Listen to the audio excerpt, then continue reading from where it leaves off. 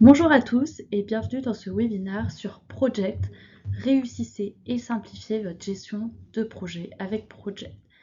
Aujourd'hui, je suis accompagnée de Nicolas Mattioni, qui est senior consultant Project chez TeamSquare et qui vous parlera aussi de la solution Project et comment TeamSquare vous aide dans la solution Project. N'hésitez pas à poser toutes vos questions dans la barre de chat pendant toute la durée du webinaire. On pourra y répondre au fur et à mesure. Au programme de ce webinaire, plusieurs sujets seront abordés. Dans un premier temps, quelle est la picture de la gestion de projet en France et du travail moderne? Qu'est-ce que Microsoft on a comme solution qui peut être apportée pour répondre à vos besoins? La solution Project for the Web, donc un focus Project for the Web avec une roadmap pour connaître les fonctionnalités déjà présentes et celles qui vont arriver, puis une démo qui sera faite par TeamSquare, et puis enfin la présentation de TeamSquare qui est notre partenaire PPM, un petit point de licensing et enfin les ressources.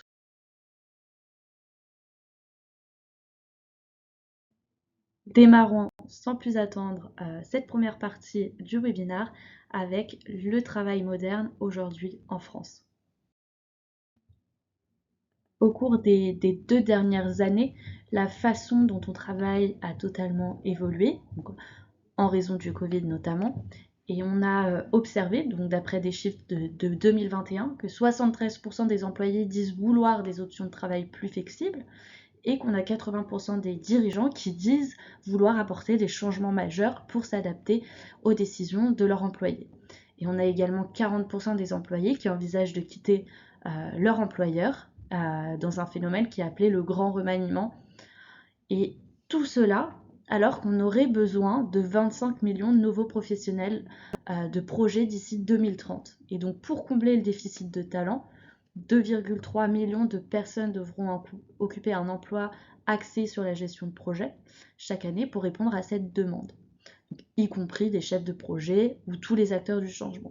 Et donc il est nécessaire d'avoir des outils technologiques qui nous permettent de travailler plus efficacement pour répondre à ces problématiques. Et comme nous avons dit précédemment, l'endroit et la façon où nous travaillons ont changé. Donc ce changement n'est qu'un défi pour assurer la réussite d'un projet. On a moins de 15% des équipes qui travaillent ensemble en personne dans un bureau et on a 85% des équipes de projets qui travaillent dans plusieurs endroits, voire pays. Et 58% des professionnels de projet travaillent à distance. On a aussi seulement 14% des projets qui sont gérés en utilisant exclusivement des méthodologies en cascade. On a 70% des projets qui sont gérés à l'aide de méthodologies agiles, hybrides ou multi-styles. Et on a 17% qui sont gérés sans aucune méthodologie.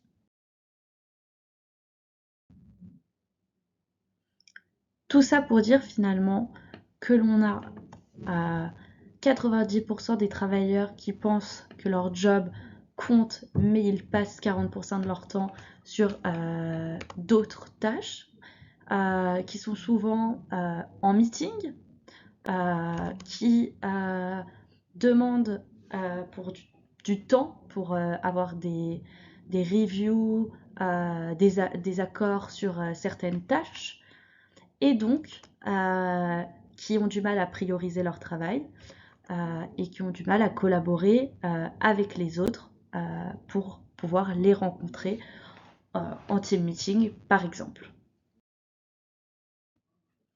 On observe donc avec cette mise en avant du marché du travail moderne en France que pour la gestion de projet, on a besoin de 3 piliers. 3 piliers qui sont le travail d'équipe, la planification et la visibilité. Le travail d'équipe, pourquoi? Parce que pour gérer un projet ensemble, en équipe, avec le partage de fichiers, de discussions, de messages, de chats, de réunions et bien d'autres choses encore, c'est pouvoir collaborer en coéditant, en attribuant des tâches et en demandant des entrées, par exemple, dans votre plan de projet.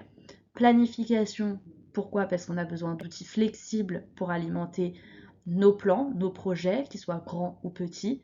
On a besoin d'une variété de vues, y compris de listes, de tableaux style Kanban, de grilles, de chronologie, de diagrammes de Gantt par exemple pour planifier rapidement et avoir une vue dynamique sur qu'est-ce qu'on doit faire, quel est l'effort à faire, quelles sont les dépendances entre les tâches, la durée, les ressources associées, etc. Et enfin, avoir la visibilité, donc avoir un affichage de l'état du projet pour repérer les tendances et les problèmes grâce à des visualisations et des rapports perspicaces.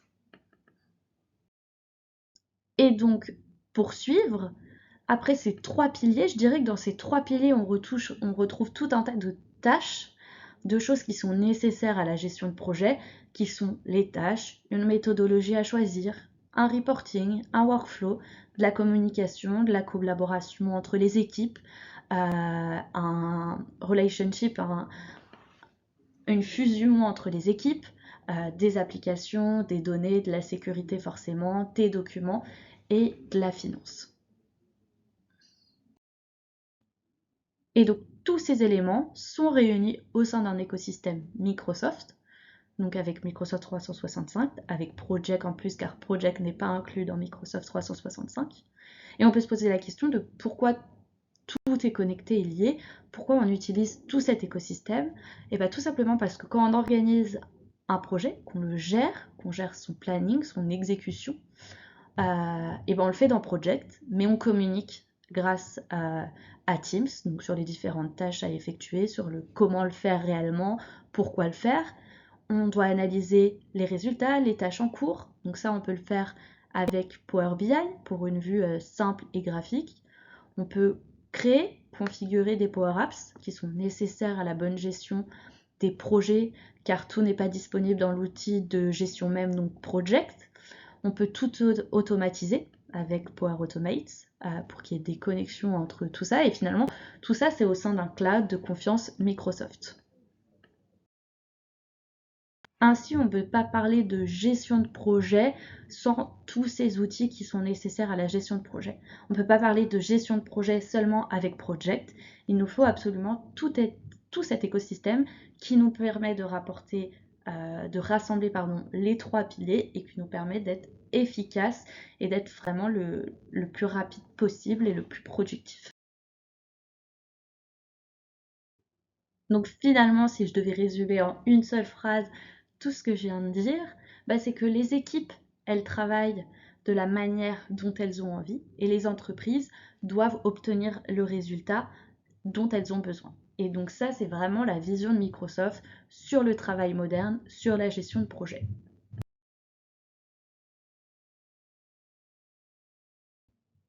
Après avoir vu la vision de Microsoft sur le travail moderne et la gestion de projet, maintenant voyons qu'est-ce qui est proposé par Microsoft, quelles sont les solutions Microsoft pour répondre à ces besoins et à ces challenges.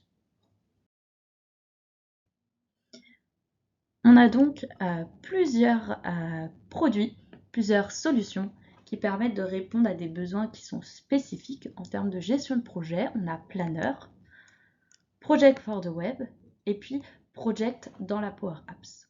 Donc si vous avez besoin de créer rapidement des plans, d'attribuer des tâches, de collaborer avec vos équipes dans Teams pour faire avancer les choses, si vous aimez la gestion visuelle, que vous obtenez des tableaux Kanban, que vous n'avez qu'à suivre les priorités et les dates d'échéance des tâches, Planner vous convient. C'est vraiment un excellent outil de gestion de travail et des tâches pour les chefs d'équipe et les travailleurs de l'information. C'est basé sur Microsoft 365, c'est dans Microsoft 365, c'est une expérience du tableau Kanban et c'est un ensemble d'outils de gestion des tâches familiers et avec un design donc, qui ressemble à celui que vous utilisez dans les autres applications M365. Si vous aimez Planner, que vous aimez Teams, mais que vous avez également besoin d'une planification dynamique, c'est-à-dire de dépendance entre les tâches, c'est une vue Kanban, et de rapport sur les projets et les ressources, vous n'avez pas besoin d'une personnalisation et d'une automatisation cependant importante, et vous pouvez passer sur Microsoft Project for the Web. C'est un planner avec des fonctionnalités en plus et donc comme je l'ai dit, la fonctionnalité surtout de pouvoir créer des dépendances entre les tâches et d'avoir vu d'avoir une vue Gantt. Donc là, cette fois-ci, c'est construit sur la Power Platform. C'est de la planification dynamique et Gantt, c'est des sous-tâches et des dépendances et une visibilité aussi interprojet. Et puis enfin, on a Project dans la Power Apps, donc qui est le bon choix lorsque vous devez intégrer Microsoft Project dans les méthodes de travail uniques de votre organisation et de vos équipes. Vous avez des formulaires et des vues personnalisées, des tables et champs personnalisés et des automatisations et des intégrations. Donc, vous utilisez Project comme vous le souhaitez en tirant parti de Microsoft Power Platform. Vous créez des formulaires et des vues personnalisées pour capturer vos projets comme vous le souhaitez et vous repérez rapidement les tendances grâce à des informations clés sur vos projets. Vous pouvez aussi garder une trace des données supplémentaires pour vos projets comme le budget, les programmes, des coûts, des chiffres réels, etc. Ici, finalement, c'est juste une autre vue de ce que j'ai dit juste avant. C'est vraiment la comparaison entre Microsoft Planner et Microsoft Project. Et donc en vert, en fait, on voit donc les fonctionnalités phares. Et donc dans Project, on voit que c'est un Planner plus. Donc ça veut dire que ça a déjà les fonctionnalités qui sont présentes dans Planner, plus ce qu'on vient de dire précédemment, donc sur la vue Gantt, une plateforme qui est innovante, qui n'est plus, qui est sur donc la Power Apps, qui est basée sur la Power Apps, et qui n'est non plus intégrée dans Microsoft 365, qui est vraiment une plateforme en plus, mais totalement intégrée à Microsoft 365. Ensuite, ici, on a une slide dédiée donc Microsoft Project dans la Power Apps. Donc essayer vraiment de comprendre comment les deux ensemble permettent d'aller encore plus loin dans la gestion de projet. Pareil en vert, c'est ce qu'on a dit précédemment, c'est la customisation, la personnalisation, de pouvoir créer ses propres Power Apps en fonction des besoins vraiment de son entreprise, de ses équipes, de ses collaborateurs. Tout ça automatisé bien évidemment avec la Power Automate et avec des insights qui sont là grâce à Power BI, donc des vues comme sur la photo très très graphiques, donc des charts, des graphiques très visuels, et donc tout ça construit sur la Power Platform, intégré encore à Microsoft 365, voilà, pour travailler de manière encore plus efficace. Alors, petit focus sur Teams. Avant, les utilisateurs de To-Do et de Planner pouvaient voir en fait les tâches qu'ils avaient à faire. Les tâches, on avait attribué de nouvelles tâches directement dans Teams. Maintenant, quand on va avoir une nouvelle tâche qui sera attribuée sur un projet dans Project for the Web, ça sera également indiqué dans Task dans Teams. Et donc du coup, on aura vraiment une vue avec, bon bah j'ai 5 tâches à faire qui me sont attribuées de Planner, mais j'ai 15 tâches à faire qui me sont attribuées de Project. Donc ça sera vraiment un récapitulatif de tout ce que moi, en tant que personne, collaborateur, j'ai à faire. Et donc dernier mot avant d'entrer dans la partie démo et fonctionnalités de Project for the Web. Un petit mot ici donc de Satya Nadella qui parle de la confiance donc du cloud.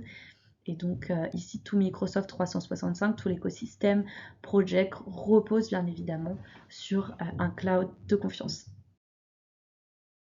Sans plus attendre, on développe du coup la solution Project for the Web avec une présentation des fonctionnalités qui sont présentes et qui arrivent et une démo pour mettre en avant et en application toutes ces nouvelles fonctionnalités, donc démo qui sera faite par TeamSquare, donc Nicolas de TeamSquare.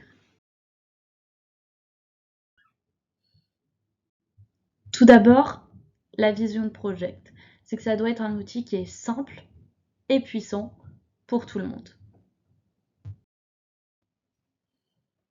Donc ici, voici la roadmap à jour avec donc les fonctionnalités qui sont déjà présentes.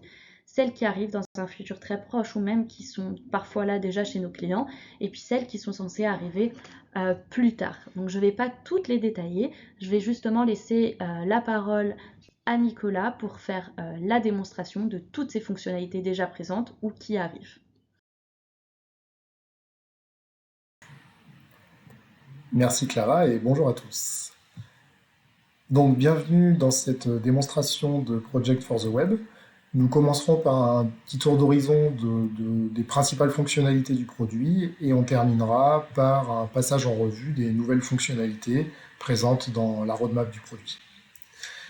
Donc pour accéder à Project for the Web, rien de plus simple, on va se loguer directement sur Office 365, on va se rendre dans le lanceur et on va sélectionner l'application Project.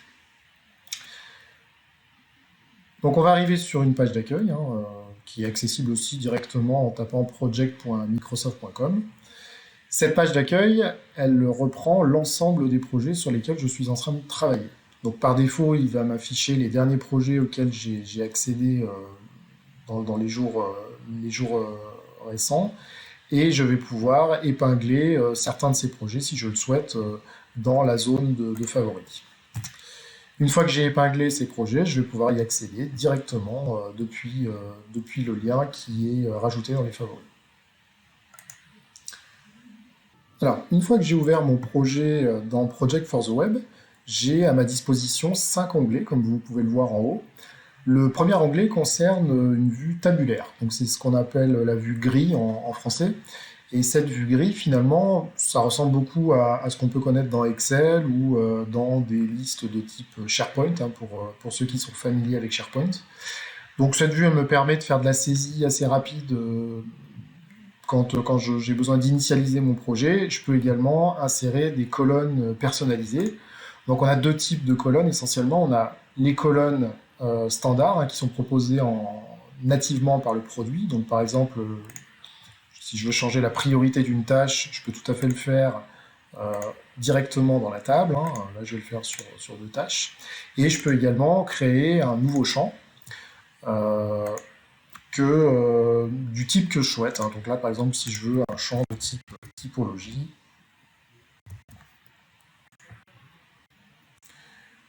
donc le système va me proposer une zone de saisie, et là, ça va être de la saisie libre, type 1, type 2, etc., etc. Deuxième vue intéressante, c'est la vue tableau. Donc là, on est plus dans de la vue de type Kanban. On va pouvoir regrouper les tâches de différentes manières. On peut choisir de les regrouper par compartiment ou bucket en anglais.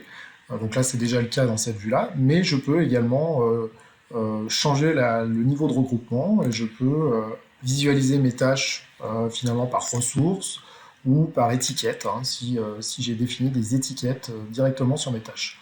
On reviendra sur cette vue Kanban un tout petit peu plus tard dans la démonstration, quand on parlera un peu plus d'agilité. Troisième vue, une des vues les plus intéressantes de Project for the Web, c'est la vue chronologie. Là, on a affaire vraiment à une vue de type Gantt, donc ça ressemble beaucoup à ce qu'on peut connaître dans les autres logiciels de gestion de projet. Donc cette vue Gantt me permet de visualiser finalement mon planning assez rapidement. Je vais pouvoir lier 2 tâches, par exemple, si je le souhaite, et créer ce qu'on appelle une dépendance. Et on le voit, donc là, le moteur de planification de Project for the Web fait le travail de replanification de mon jalon une fois que j'ai défini le lien entre les deux tâches. Depuis peu, on a également 2 onglets qui sont venus se rajouter aux 3 onglets de base. Le premier onglet qui s'appelle graphique, donc qui ressemble grosso modo à un tableau de bord. Donc là, pour l'instant, on a des informations assez basiques dans ce tableau de bord. On a l'état de nos tâches et on a une vue finalement par compartiment, donc par bucket. Donc ça se base sur ce qu'on a défini dans le Kanban, et également le travail dispatché par ressource.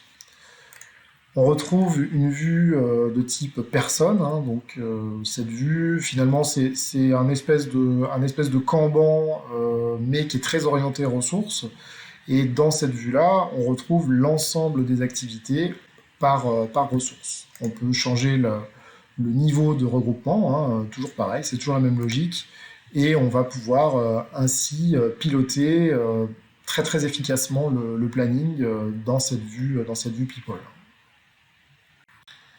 Alors pendant que je suis dans la vue People, euh, un petit coup d'œil peut-être sur la notion de membre du groupe. Euh, Ce qu'il faut savoir, c'est qu'en fait, quand je crée un projet dans Project for the Web, j'ai la possibilité de créer un groupe Office 365 qui va être associé à ce projet. Et en fait, dans ce groupe Office 365, je vais définir les membres de l'équipe et donc les ressources qui vont travailler sur ce planning.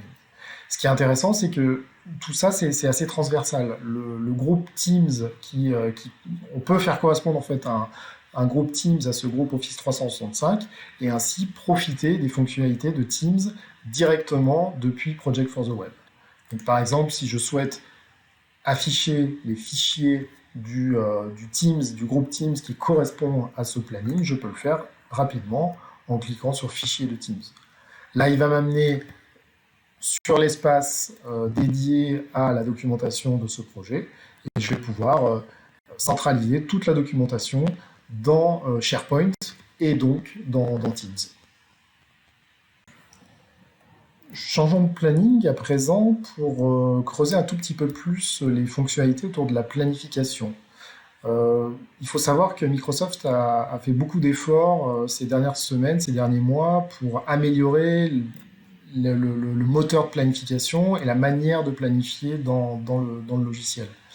Aujourd'hui, on a quelques petites fonctionnalités qui permettent de vous faciliter la vie au quotidien. Donc typiquement, je pense à l'affichage du chemin critique. Donc là, je peux aisément... Alors, bon, là, évidemment, le planning est très simple, mais on voit directement, et ce de manière très visuelle, comment mon chemin critique va se décomposer au niveau du planning. D'ailleurs, on peut voir que si on change on peut mettre en place en fait des liens entre deux tâches. Donc, par exemple, je vais lier ma tâche ajustement avec ma tâche test. Donc, je vais ajouter une dépendance et je vais dire tu vas te lier à la tâche test, mais sur un lien début à début. D'ailleurs, vous voyez que il y a des types de dépendances maintenant. Avant, on était sur des liens de type fin vers début, et puis maintenant, on a la possibilité de définir des liens un petit peu plus avancés. C'est ce qu'on va faire directement. Et vous voyez qu'en faisant ça, ma tâche ajustement, elle va dépendre de la tâche test directement. Donc si je bouge la tâche test, automatiquement, la tâche ajustement va suivre parce que j'ai un lien début-début. Et on voit également que le moteur de planification a repéré que la tâche test maintenant est sur le chemin critique de mon planning. On a également la possibilité de décorréler la notion d'effort par rapport à la notion de durée. Donc ça, c'est aussi quelque chose qui a fait son apparition il y a quelques mois. Aujourd'hui, je vais pouvoir finalement me passer de la notion de durée et je peux dire cette tâche, par exemple, alors là on est sur une durée qui n'est peut-être pas tout à fait classique, on va partir sur 15 jours, et je vais pouvoir dire pendant ces 15 jours, je prévois un effort de 20 heures sur cette tâche. Ce qui est intéressant, c'est que dans le système, maintenant, le travail il va être réparti de manière uniforme sur les 15 jours, et donc il y a vraiment une décorrélation qui peut se faire entre la notion de durée et la notion de charge. Jetons un coup d'œil à présent sur la partie agilité, donc la partie Kanban. Donc là, j'ai ouvert un autre planning qui s'appelle Exchange Manager et dans lequel j'ai une planification qui s'apparente un peu plus à ce qu'on peut faire dans du Scrum avec un backlog et mes différents sprints. Je vais pouvoir définir un nouveau sprint, un sprint 3, et je vais le faire aller donc il était en décembre, je vais aller du 19 au 23. Donc le sprint apparaît de manière chronologique dans ma vue Kanban et je vais pouvoir facilement drag and dropper les éléments de mon backlog vers la vue sprint. Ce qui est intéressant, c'est qu'en fait, si je reviens sur la vue chronologie, en fait, j'ai pas forcément besoin de planifier mes tâches comme on l'a vu tout à l'heure. On peut tout à fait s'affranchir des règles de planification. On peut simplement définir des tâches avec une date de début, une date de fin, un effort, et déplacer en fait ces tâches dans un compartiment ou un bucket. En l'occurrence, là, ce sera dans un sprint. Et derrière, bah, le moteur de planification fait le travail, mais on n'est pas obligé de mettre en place un système de liens complexe avec une planification avancée. Alors, maintenant qu'on a fait un tour d'horizon de l'ensemble des fonctionnalités qui sont disponibles à destination des chefs de projet, je vous propose de découvrir des fonctionnalités qui sont un tout petit peu plus méconnues dans Project for the Web. Alors, en deux mots, Project for the Web se base sur la Power Platform, ce qui veut dire que au-delà des fonctionnalités qui sont proposées par Microsoft, j'ai la possibilité d'accéder à ce qu'on voit à l'écran, donc qui est une Power Apps en fait. Et dans cette Power Apps, bah, je vais visualiser l'ensemble des données de mon portefeuille opérationnel. Donc il suffit que je clique sur Project par exemple, et là je visualise l'ensemble des projets qui sont disponibles dans mon instance Project for the Web. Donc c'est une vue de type centre de projet, hein, qui est tout à fait classique.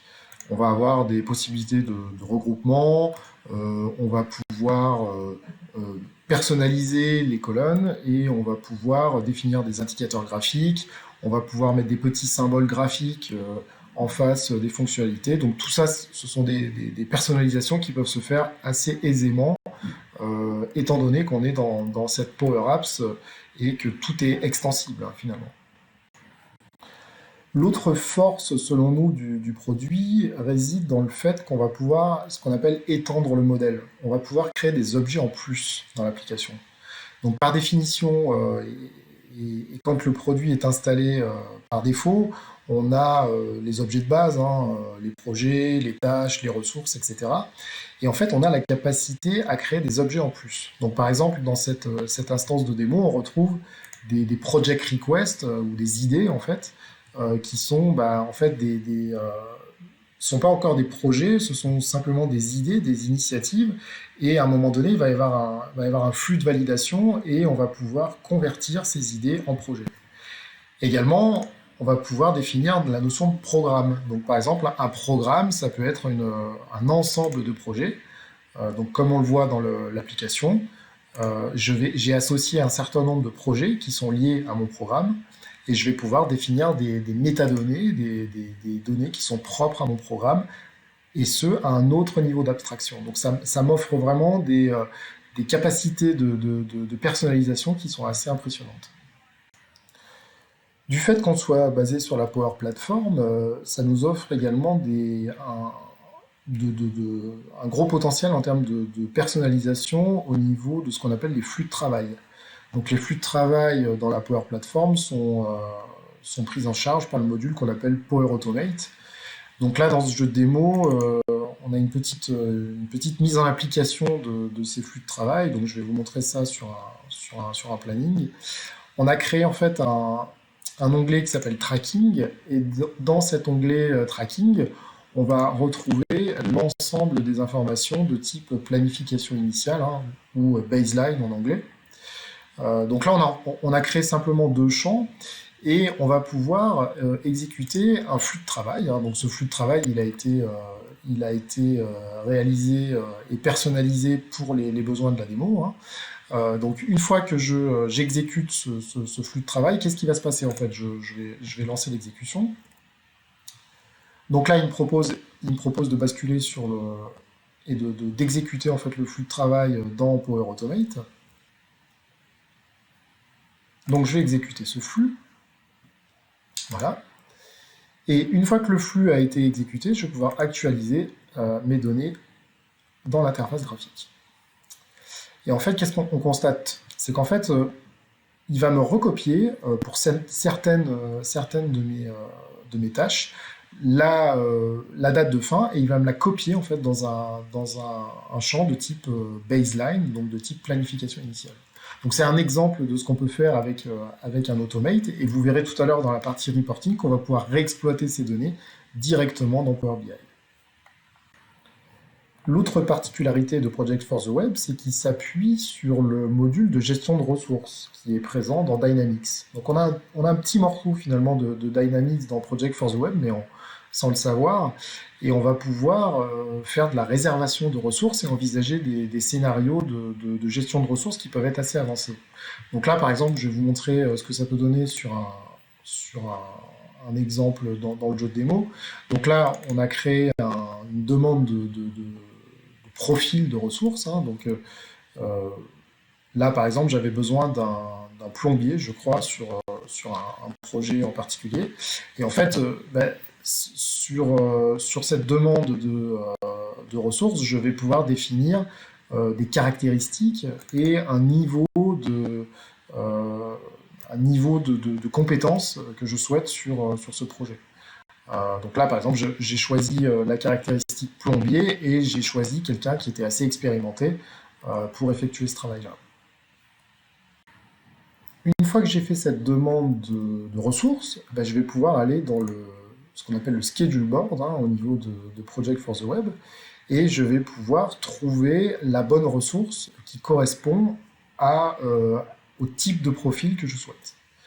Donc dans cette vue, je vais pouvoir sélectionner ma demande, hein, donc celle qu'on a vue tout à l'heure, et je vais pouvoir faire de la recherche, hein, je vais pouvoir filtrer, je vais pouvoir dire par exemple, j'ai besoin d'un plombier de type, alors tout à l'heure on a dit que c'était quelqu'un qui était assez expérimenté, je vais rechercher, et là donc le système va aller vérifier tous les gens qui correspondent finalement à ce profil, et je vais pouvoir, en sélectionnant ma demande et la ressource dont j'ai besoin, je vais pouvoir finalement associer la demande et la réservation d'une vraie ressource dans mon organisation.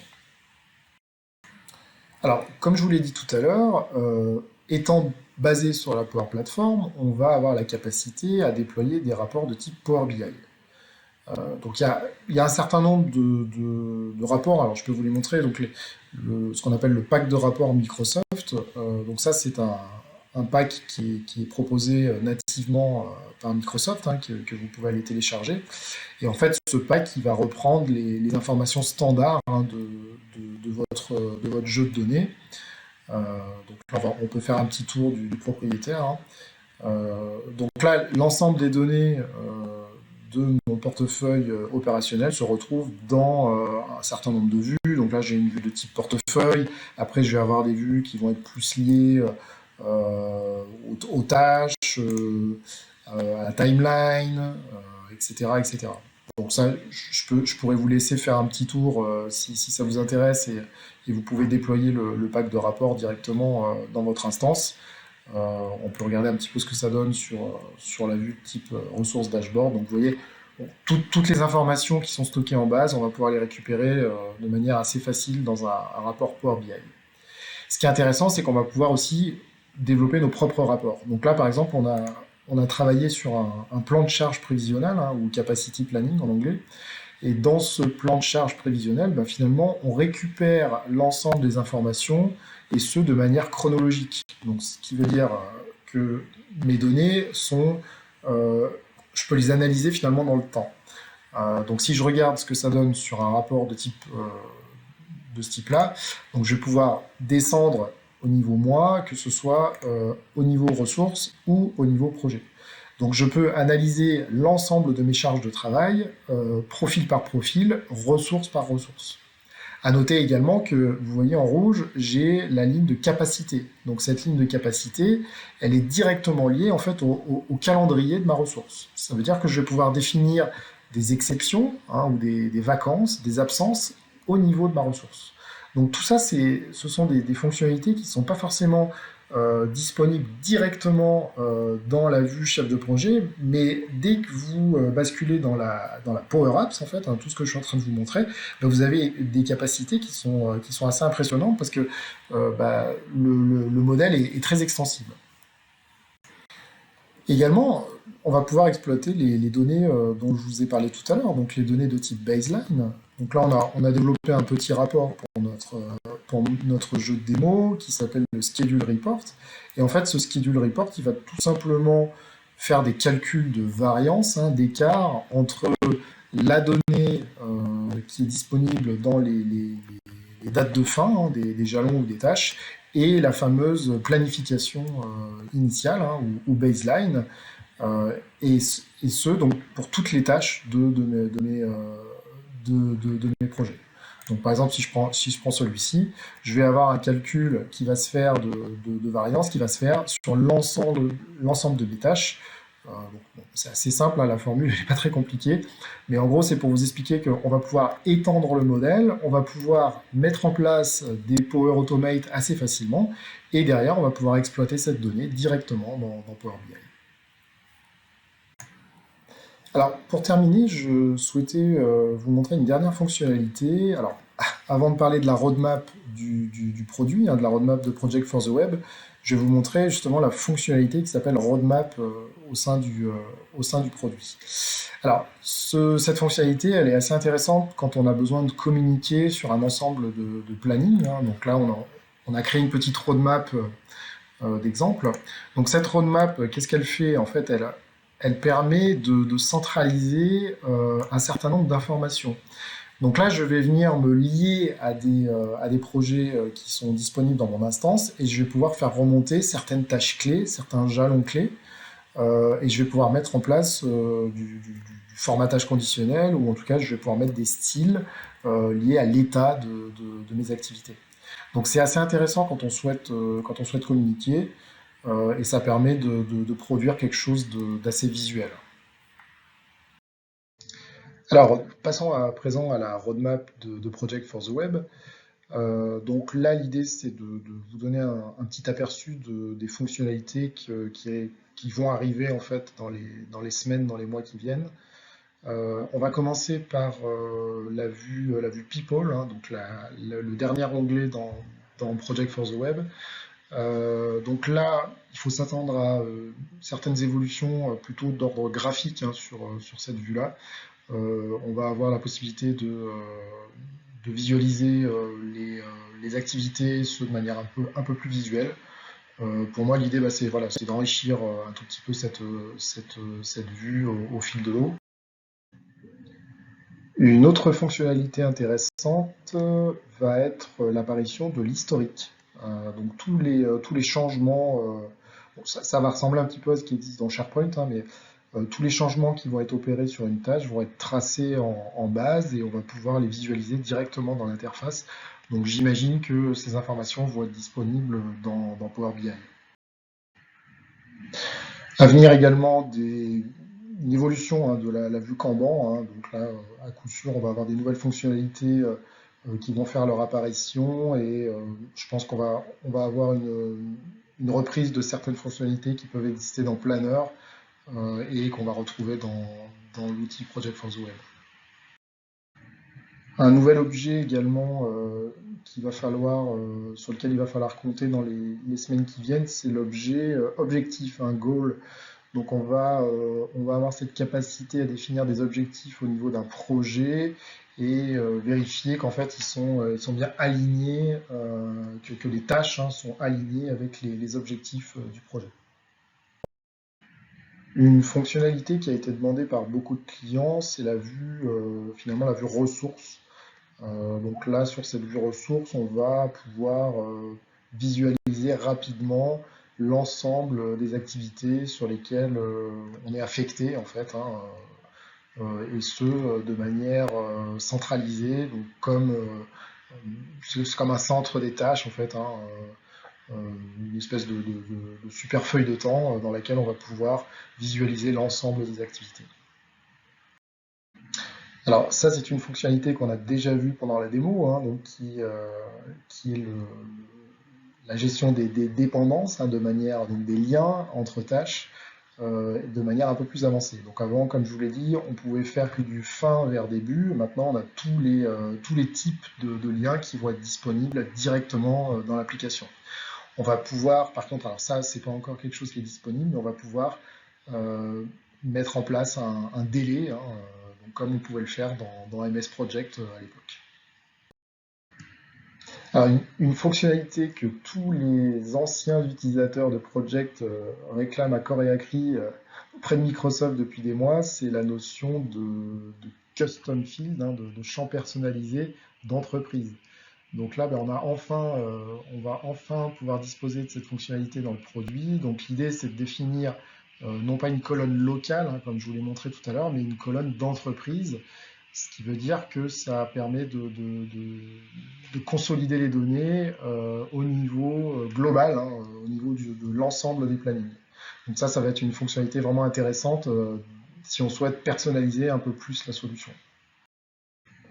Pour finir, une dernière fonctionnalité.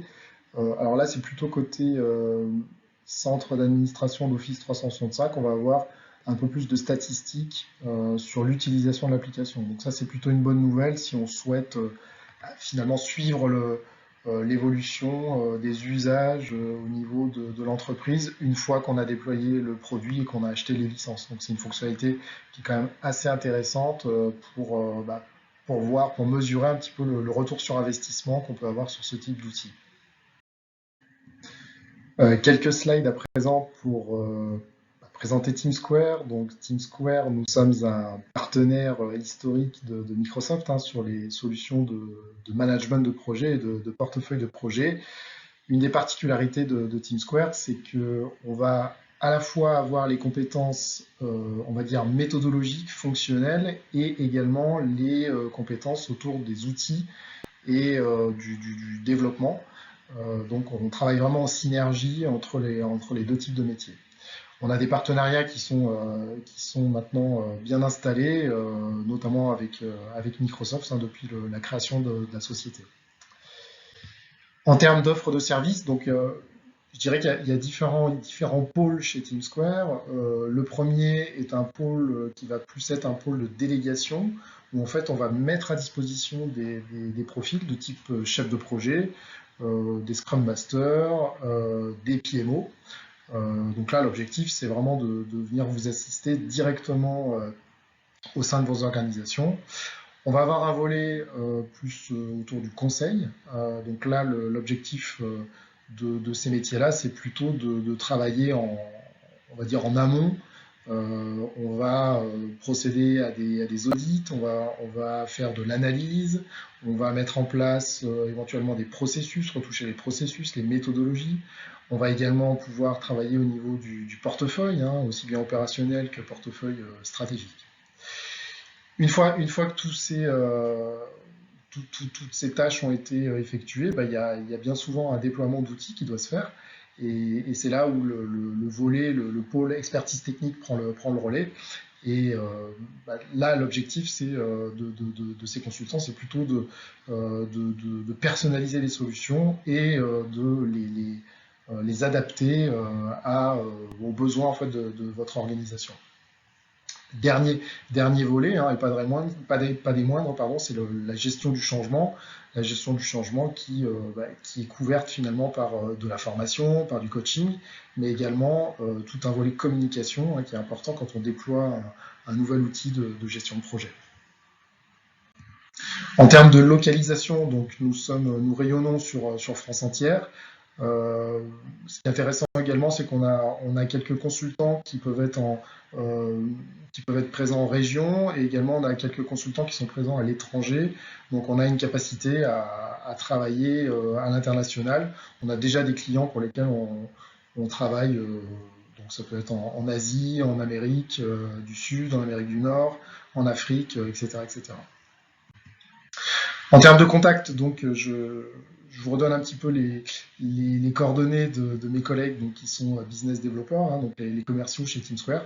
On a Lisa, Marie et Laure, donc vous pouvez les contacter si vous le souhaitez. Et puis vous avez également mes coordonnées si vous avez des questions relatives à la présentation que je viens de vous faire.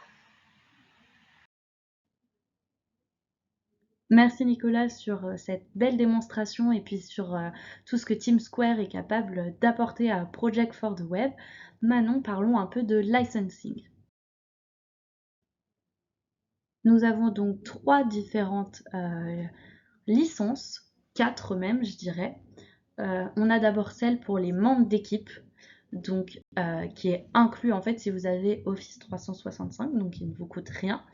C'est pour qui? C'est pour les membres d'équipe, pour pouvoir updater une tâche, donc par exemple dire oui j'ai fait la tâche A et la tâche B qu'on m'a assignée, pouvoir quand même communiquer, et puis pouvoir voir et lire les projets et les roadmaps qu'on a vus plus tôt.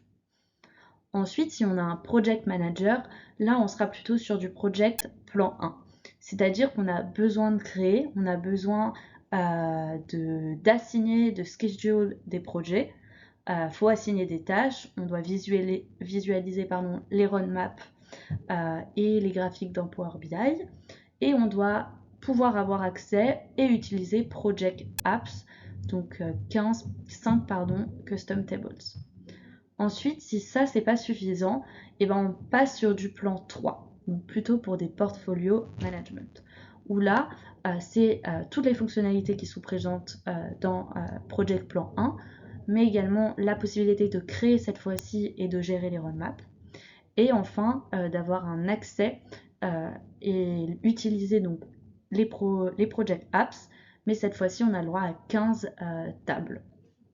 Enfin, on a aussi Project Plan 5, donc qui est la version la plus qui comprend le plus de fonctionnalités.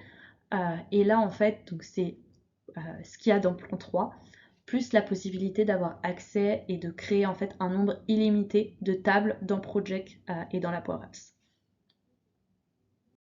Donc ici, avec Nicolas, on vous a recensé tout un tas de ressources Project et TeamSquare qui vous seront utiles si vous voulez creuser davantage sur le sujet. Je laisse Nicolas vous présenter ces ressources. Oui, alors comme je vous l'ai dit tout à l'heure, en fait, TeamSquare, un des intérêts de TeamSquare, c'est qu'on va avoir des compétences à la fois sur le conseil, sur la méthodologie et sur le change, mais également sur l'intégration de systèmes d'information de projet, d'outils collaboratifs. Donc à ce titre, on organise tout un tas d'événements tout au long de l'année, hein. Donc là, vous pouvez le voir sur ce slide, il y a un certain nombre d'événements qui sont planifiés dans les mois qui viennent.